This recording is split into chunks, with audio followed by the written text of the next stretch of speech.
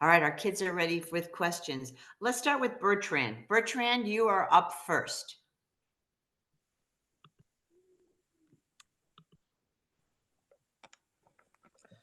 Hello, my name is Bertrand Ngong, and I'm a senior at Glenbard West. I've been in the United States for 2 years.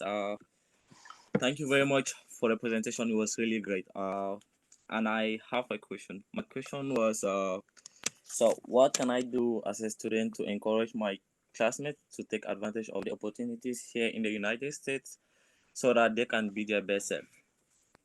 Great question, Bertrand. Thank you for joining. I think there's a couple things you can do. I think first thing you can do is you can model the kinds of behavior that they should think about, because oftentimes if we are the example of hard work, if we are the example of focus and determination, I think sometimes we will have friends around us who will begin to sort of copy those same behaviors. And not only that, I think sometimes many young people here in the United States don't realize that education has not always been a free commodity in other parts of the world. So we can't take this for granted. So sometimes we have to have kids, our classmates or our friends understand that, listen, this is something you have to take advantage of. If you don't take advantage of this, you will regret it as you become older. Here's what I also say. The decisions that you make at 15 years old will affect you when you're 50. The decisions you make as a 16-year-old will affect you at 60 years old. The decisions you make as a 17-year-old will affect you as a 70-year-old. So understand that you are going to have to recognize that the behaviors and the actions of today will have a huge impact on you for years to come. And I'll conclude with this. Here's what I also say to young people, and you can tell your friends this: you can play now and not take your education seriously, but if you play now, you're going to pay a significant price later. Or you can pay now, meaning sacrifice, invest. If you pay now, you can play later by having the kind of life that has freedoms and opportunities that you can do what you want and live how you want to live. So either way, you're going to have to pay. So you can pay now while you're young and get all the education so it can create opportunities for you as you get older, or you can play now. And if you play now, you're going to pay a much steeper price when you can't have the kind of life that you want down the line. So you can, again, you can play now, but you'll pay later, or you can pay now and you'll play later. But I think the main thing you can do is make sure you're just being that example of what being a focused, high-achieving, and hardworking student looks like. Thank you very much. Thank you. Thanks, Bertrand. Asta, you are up next.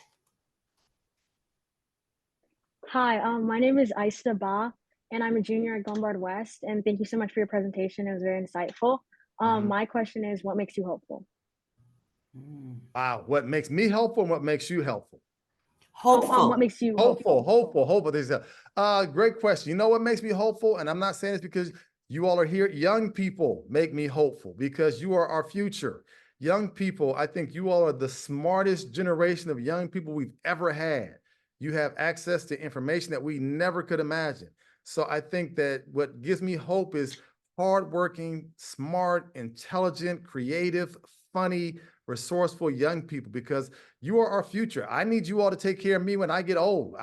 We need to have folks like yourselves who are making the world a better place, who are focusing on climate, who are focusing on creating a more inclusive world, solving different diseases in our society, better teachers that we can have in our schools, principals, social workers, you name it, attorneys. I'm hopeful by the fact that young people are just so amazing and so brilliant and so bright that gives me hope. So keep being brilliant and bright. Thank you so much. Thank you. Karma, you're up next. You gotta pass it. Okay. My name is Karma. I'm a senior at Glenbard North. First, I want to thank you for taking time to speak with us. Your words were very inspiring. My question is, what are the greatest challenges in your work? Oh, wow. Great question, Karma. Greatest challenges in my work. There are lots of them. So I need you all young folks to understand this, that as you attempt to do whatever you do in life, there will always be detractors. There will always be naysayers. There will always be people who will tell you you can't do it. There will always be people who will tell you that you're going to fail. So those are some of the things I've faced in my work, that people, and I love education. I love talking to young people. The detractors are people who say, well, these young people are just spoiled. These young people don't value their education. These young people don't realize, how serious their future is.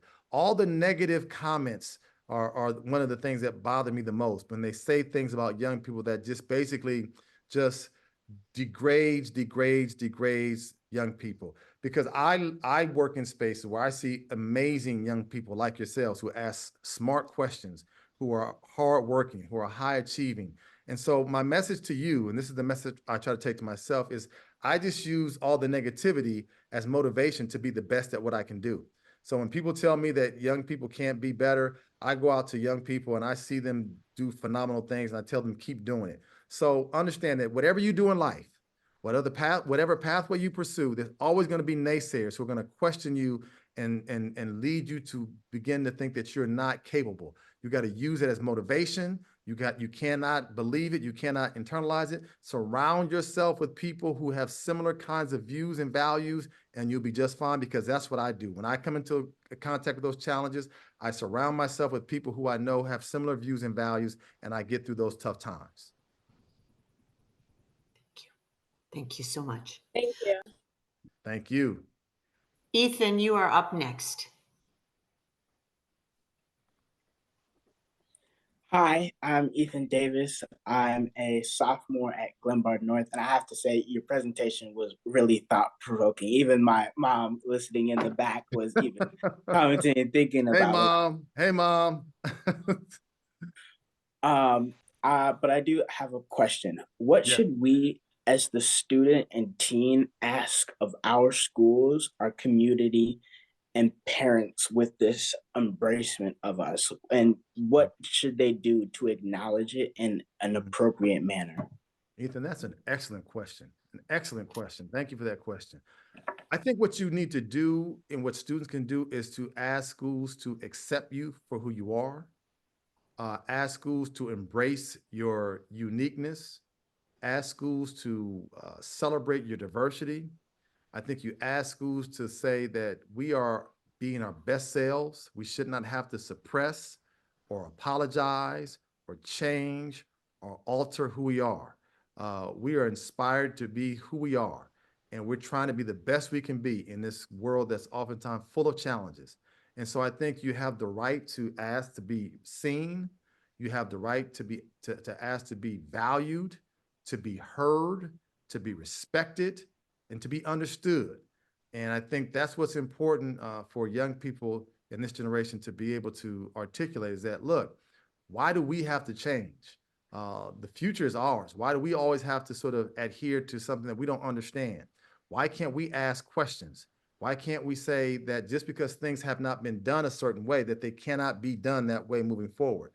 Every time we've had any kind of major change in our society, like let's take, for example, the civil rights movement. Civil rights movement sought to bring about equality in our country.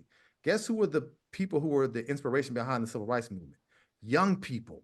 Young people said that just because we've had segregated schools and segregated communities and segregated water fountains doesn't mean we always have to have segregated society. So young people in every major movement in this country oftentimes are behind the change that they want to see. So I think you find ways to articulate what you want, express what you need, and then take the steps to be able to get to that point so that you can be seen, valued, and heard, because you deserve it. That's the bottom line.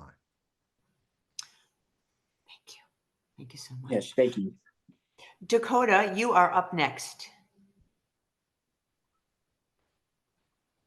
Hi, my name is Dakota Richardson, and I'm a junior at Glenbard North. And I'm just going to say thank you for your time and your conversation tonight. And then my question is, if you had an opportunity to speak to every high school student, and like my school and others, what's the one thing you would say to them? Wow. So let me say thank you for your question, Dakota. Glenbard has some amazing students. You all are like just next level intelligence here. I'm impressed. Wow. What would I say? I think probably similar to what I said to Ethan in the previous question. I would tell students to never apologize for being you. You are beautifully crafted. You are divinely inspired. Don't ever apologize for being who you are. Are you perfect? No, you're not. But who amongst us is? I would say that I would also tell young people, and this is what I tell myself. If I can go back and tell my 16-year-old or 17-year-old or my 15-year-old self, what I would say to myself is, you know what, you should dream big. That's what I would tell you all in Glenbard. Dream wild, dream crazy, dream in the most phenomenal way possible. So envision, I'm big on vision boards. Like make you a vision board and like put words that describe you. Sort of cut out pictures of the house that you envision yourself living in, the kind of family you envision having, the kind of job that you see yourself doing. Dream wild, because my thing is that nothing in this world can come to fruition without it starting in our own minds. So that's why we have to dream and dream big and dream every day. And if you think that the dream is too crazy, that means you haven't dreamed big enough. Dream even bigger than that. Tell your people about your dreams. Tell them that this is going to be my reality. And folks are going to look at you like, what's wrong with Dakota? I think she must not be well. No, she's quite well. She's just dreaming loud, and she's dreaming big, and she's dreaming unapologetically, and she's dreaming without any hesitation whatsoever, because she believes that these things will come true because she's going to work hard and take the steps to get there. So that's what I would tell young people. Never apologize for being who you are. You are uniquely crafted, beautifully inspired, and dream big all the time, because you will get there. That doesn't mean you won't make mistakes. That doesn't mean you won't have some missteps, but I don't think we have mistakes. I think they're just lessons that we learn on our journey to being as beautifully sort of inspired as we're ultimately going to be. That's what I would say. Beautiful. Thank you. Thank you. Dr. Howard, Ethan wants to know if he can ask you one more quick question. Of course he can. Okay, Ethan, go. Yeah, I just want to ask one more question. This is Please. just more like a casual question. Who's your favorite audience to talk to? Teachers, students, or Oh, parents? come on, Ethan. Come on, Ethan. What do you think the question is to that? What do you think the answer is that? I would talk to young people all day, every day if I could, because I learn from young people. I love talking to teachers. Don't get me wrong.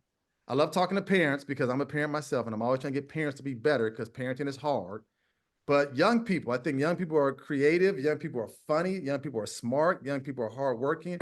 Just this weekend, when was it? Last weekend, I had a phenomenal Saturday. I spent that time with about 65 high school juniors and seniors, and we talked about everything that you can imagine, about current events, about school, about their social lives, and I just come away from young people feeling hopeful, as someone asked earlier. I feel inspired. I'm not gonna be dishonest. There are times some of them give me a little bit of concern. I'm a little worried about some of them because they don't seem to understand the importance of this moment. But yeah, I just think that young people just inspire me in more ways than I think they even realize. Your questions today inspired me. Dakota's questions inspired me. Bertrand, Carmen, all the other folks who asked questions today inspired me and will give me food for thought. Beautiful. Thank you. Thank you. Antoine, I know you want to join me in saying goodbye. A final word, Antoine, Principal Antoine? Yes, Dr. Howard, thank you for joining us. Your message was spot on, refreshing. I love the analogy of the tripod and the roles that the three organizations play. But I did have a question I want to Please. zero in on. Yes. The tips that you provided parents, and I listen to those as a parent. I'm a parent of two teenagers, and that reminds me of things I want to continue to do. But that very first one, we talk about disconnecting from electronics. Yeah.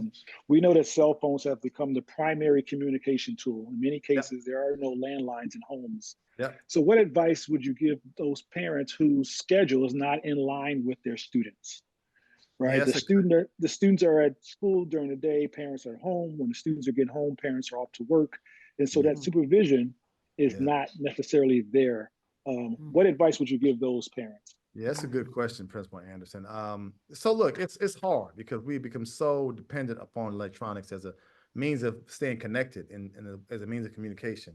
So I would offer that I'm not saying we totally abandon and completely disconnect from electronics, but let's just do some evaluation on how much we use them, how much we're on them, and what we use them for.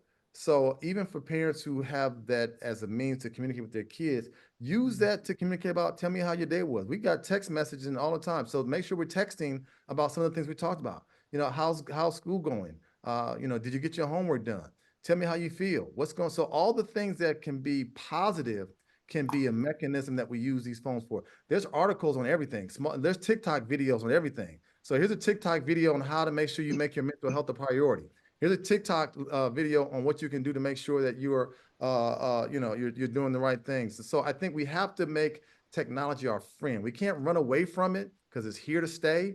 I think we just have to be careful of how we use it. And so we use it in a responsible and caring and thoughtful way to help our young people be better and not let some of the madness that's out in the world control so much of what gets into their minds.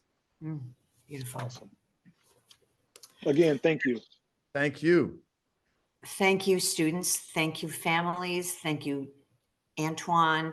Dr. Howard, I can't think of a more appropriate person to kick off Black History Month here at the Glenbard Parent Series. This is the moment, Dr. Howard, when we all go hug the kids. What do you think of that? Yeah, I'm all for that. But let me say this, though. Let's hug them, but let's hug them every day. Let's celebrate them, but let's celebrate them year round. I so love that Glenbard always prioritizes Black History Month. That's important, but let's make Black History Month something that we do all year long. Fabulous. Thank you, Susanna, for listening. And thank you, everyone. I will see you soon. Dr. Howard, already can't wait to have you back. Thank you so much. Say the word. Thank you all so much. Have a great evening. Have a great evening. Thank you. Thank you.